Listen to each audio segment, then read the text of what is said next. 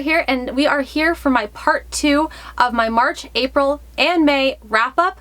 This is going to go over more partially of April and May.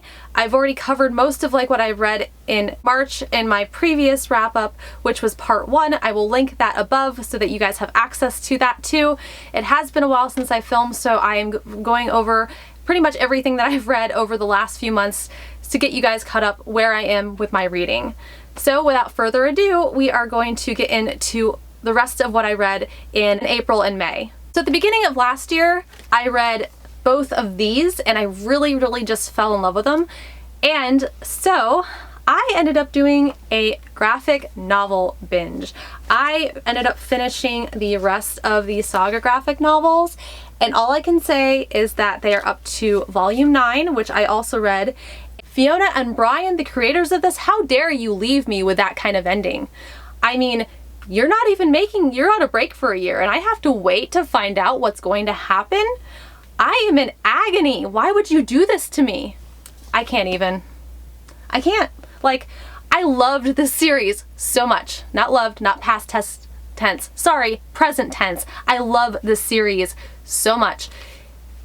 It's like a Romeo and Juliet in space. And you have the people with the wings, and you have the people with the horns. The horns have a little bit of power. The people with the wings are really good at war strategies, and they are not supposed to mix. Guess what, guys?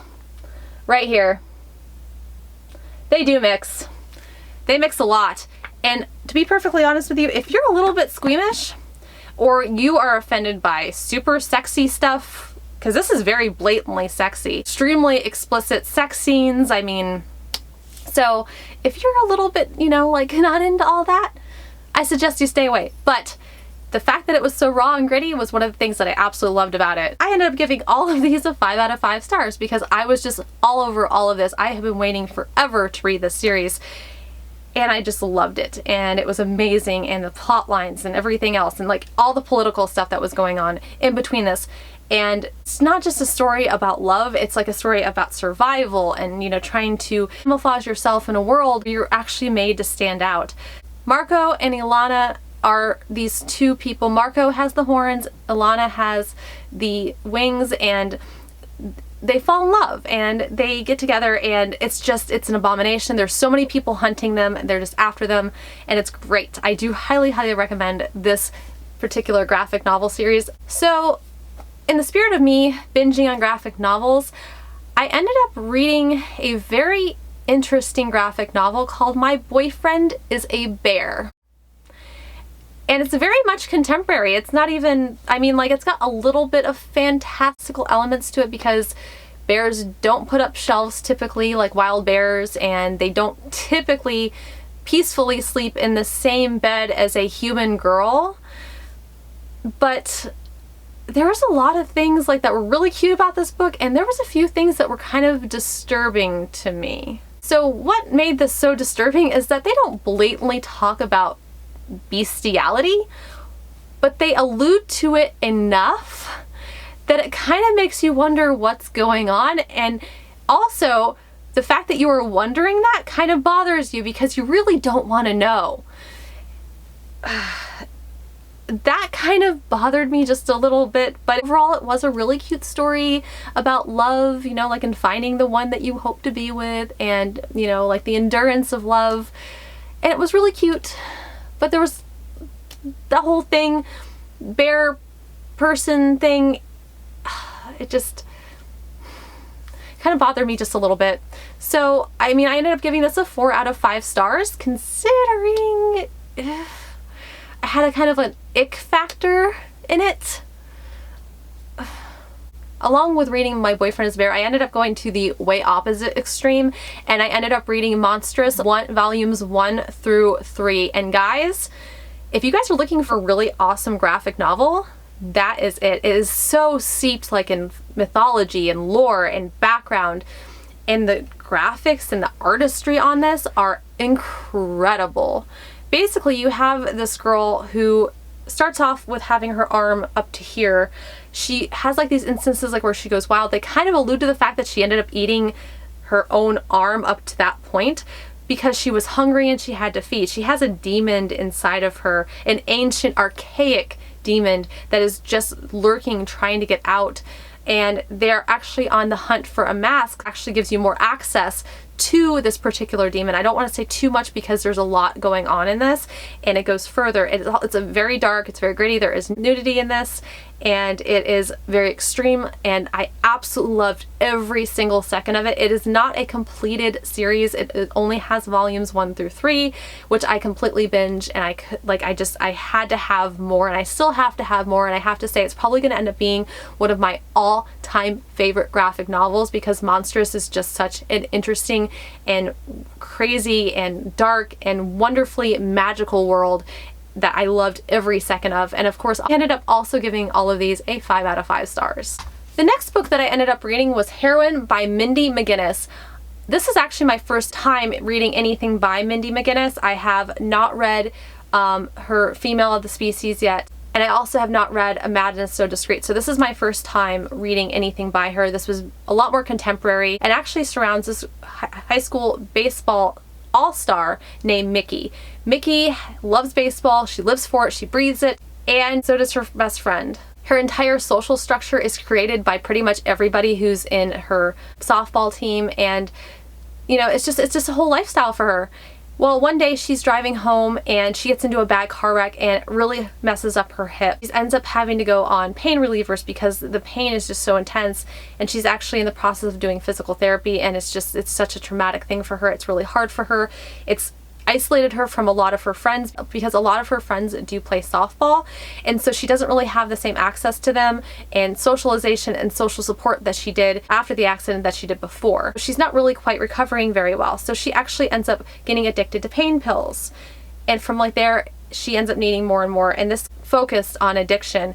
And considering the fact that most heroin addictions do start with being addicted to hydrocodone, this actually really kind of delved into that and all the factors that ended up surrounding it, as well as the overall mentality that Mickey had in her descent into addiction. I really felt like this was an extremely hard book to read. It is completely trigger warning for death and addiction, and if you are sensitive to any of that at all, I would definitely steer clear of this because it was a very hard thing to reach, but it was also extremely realistic, extremely intense, and I really loved how this was portrayed because it felt so realistic. I do highly recommend this. It ended up being another 5 out of 5 stars because it just blew me away. Somebody who is a high school all-star softball player could get into drugs. It actually captured it so that you could understand why she ended up going that route, how it could happen to her, and I just felt like I just felt so much for this character, and at the same time it was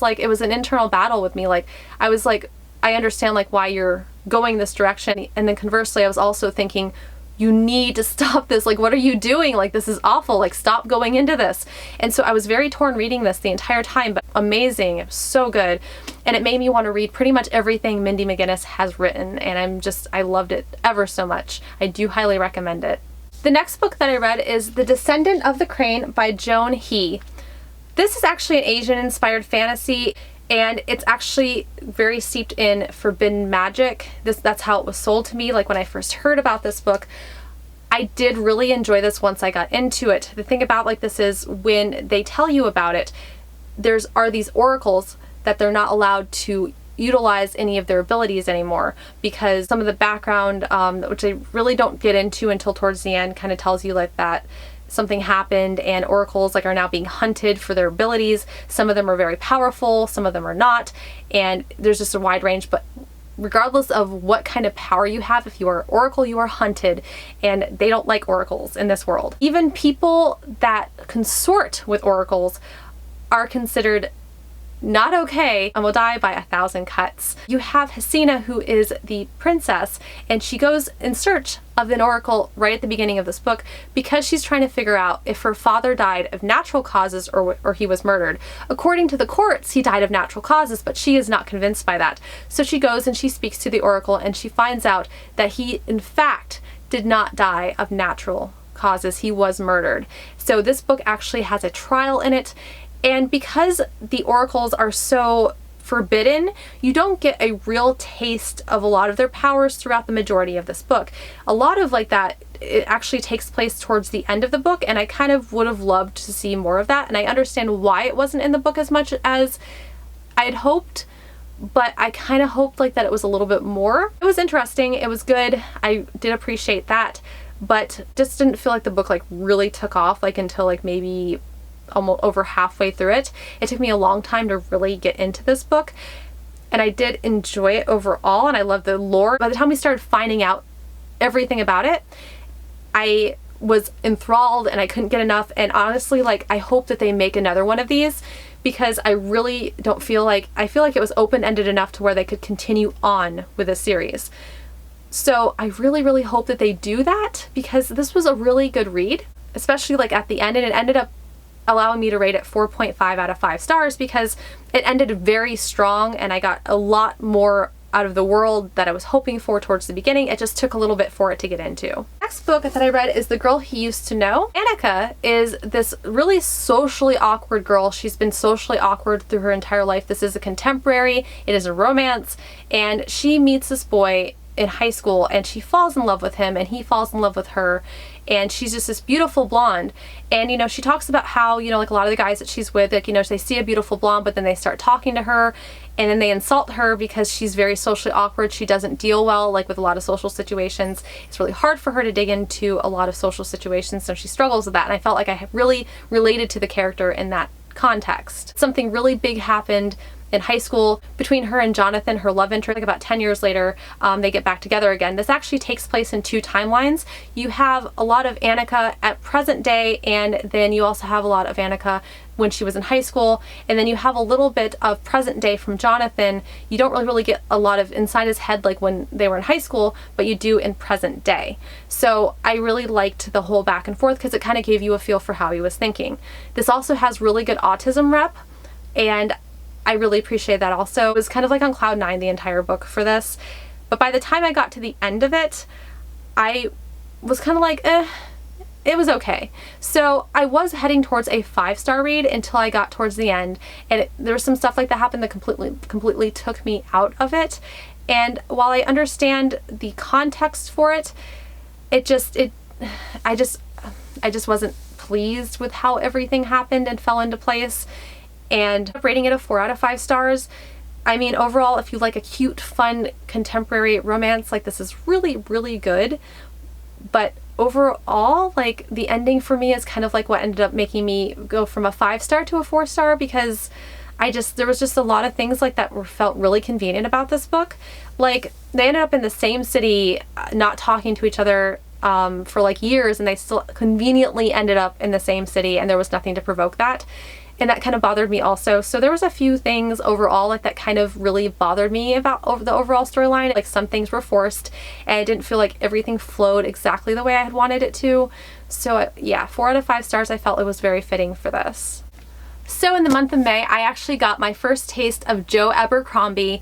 I have not read anything by him ever before, and I heard like that you should read his Shattered Sea trilogy before you get into his, forgot what that series was called, The Blade itself. So I went ahead and I read the trilogy, which is Half a King, Half a World, and Half a War. These books are actually very quick. They average anywhere between 300 pages to 360 pages per book. They are epic fantasy. They are very like slimmed down, but it doesn't take away from the storyline.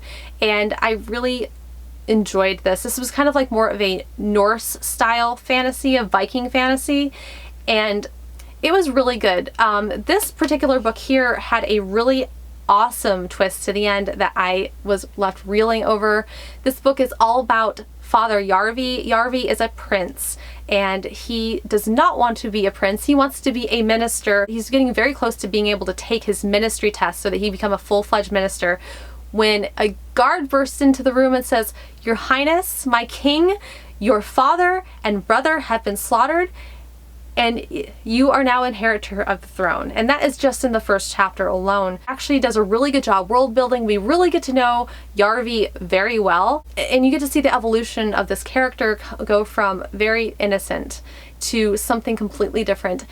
And I loved how it was. Now, this didn't feel extremely fleshed out, and while I did really enjoy it, I honestly, I ended up giving this first book a 3 out of 5 stars because I wanted more from it. Now this book, the reason why I only ended up giving this 3.5 out of 5 stars is because I felt like this was one big setup for what was to come in the next 2 books. And honestly, I don't really want to go heavily into what goes on with the next books because I don't want to ruin any of that for you, but I will tell you that I ended up giving the second book a 4.5 out of 5 stars. And this book is told from a single perspective, Half a King. This is told from 2 perspectives. And then the last book, Half a War, is told from multiple perspectives. Whatever characters survive in the first 2 are also in this one here. So it does kind of progress and it does build on itself. So it does build towards a full finale. And I ended up giving Half a War, the last book in the series, a 5 out of 5 stars. So the next book that I ended up reading is Aurora Rising by Amy Kaufman and Jay Kristoff. This is a science fiction YA fantasy about a team of misfits that go into the unknown origins of outer space to solve some messed up stuff that's going on out there. First of all, you have Tyler. He is just the good old boy. He's the one that everybody loves. Things that kind of caught me on this is they mentioned his winning smile a little bit much towards the beginning of the book about how good looking he was and charismatic. And then you have Aurora, who has been in the void for way too long. In this reality, they have where space can become folded, and of course when it folds, you're kind of caught between that void, and being stuck in that void for too long can actually do really weird things to your mind. And Aurora actually got caught been in cryo sleep for about 220 years. She's the only one to survive this. And then you have Scarlett, who is also the flirt. She is Tyler's twin sister and she's best friends to Catherine. Catherine has a big thing for Tyler. They grew up together, kind of not wanting to tell him, but it's kind of one of those things where, she's really into him, but she doesn't want to tell him because she's pretty sure he doesn't feel the same way. You have Zyla, which is a science nerd. She's also black, and she is just this big tech nerd. So pretty much anytime you get her because this book is based on multiple perspectives, anytime you get her perspective, it is very short and very straight to the point because that's who she is. Then you have Finian, and he's an alien and he wears an exosuit. He's the exosuit to support his alien life form. Then you have Callus. By the way, I love Callus. He is an elfin alien. He lives for hundreds of years. And he's pretty much my favorite. I know that's probably really cliche. A lot of people like him, but I absolutely loved him. Of course, we have Catherine, who I told you about towards the beginning, who has a crush on Tyler. This book was really a lot of fun. Amy Kaufman and Jay Kristoff also wrote the Illuminae trilogies, which was really amazing also. I actually liked this a little bit better, just because so you have the Illuminae chronicles we're told in multimedia format. This book was not like that at all. This book was very concentrated on just natural storytelling and used multiple perspectives to give you more of an edge of what was going on in this. So I really liked that. Now, I ended up giving this a 4.5 out of 5 stars, mainly because towards the beginning when Aurora is waking up from her cryo sleep, her first thought is when she sees Tyler and she thinks how cute he is. And I feel like that was a little unrealistic because if you're waking up after 220 years, I kind of feel like you wouldn't be counting on your hormones or anything. You would be kind of very disoriented and not all there. I guess it's a matter of perspective though on that, and you don't have to agree with me on that because this is how I feel about it, but I did really enjoy this book overall and I do highly recommend it. I am very excited for the next one. Next book that I have to talk about is The Devouring Grey by Christy Lynn Herman. Guys, I absolutely loved this book. This book was incredible. So this book actually takes place in a little town called Four Paths.